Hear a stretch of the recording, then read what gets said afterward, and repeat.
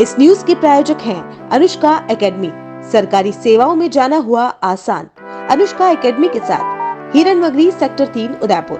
Call it 8233222322। नगर निगम में फायरमैन के पद पर काफी वर्षों से कार्यरत कार्मिकों के अभी तक पदोन्नति नहीं होने से काफी दिक्कतों का सामना करना पड़ रहा है।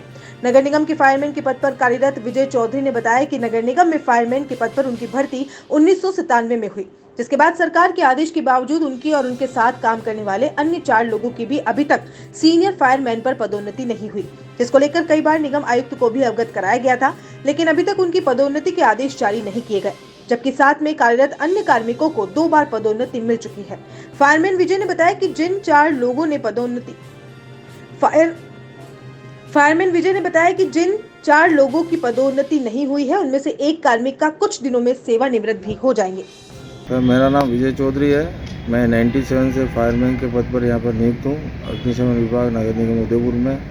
और हमारे पिछले 25 सालों से एक भी बार डीपीसी नहीं हुई है। डीपीसी में 2011 में जब हुई थी फायरमैन से लीडिंग फायरमैन की, तब मेरा नंबर था, परंतु फिर भी उस समय भी नहीं हुआ। मेरे से जूनियर व्यक्ति का प्रमोशन हो गया और उस व्यक्ति के 3 प्रमोशन हो गए, और हमारे साथ जो हम 4 जने लगे थे, 3 जनों में से एक भी प्रमोशन नहीं हुआ। और 2 साल से हो गए यहाँ से। लगभग मई 2021 में यहाँ पर कमिश्नर साहब के आदेश से अस्थायी वरिष्ठता सूची जारी हुई थी। वो अस्थायी वरिष्ठता सूची में आपत्तियाँ मांगी गई थी 15 दिन के अंदर। उन आपत्तियों का निस्तारण भी कर दिया। 2 बार 5-5 जनों की कमेटी बनाई, उनका निस्तारण कर दिया, परंतु फिर भी अभी तक इनसे अंतिम सूची जारी करके कि डीपीसी नहीं हो पा रही है।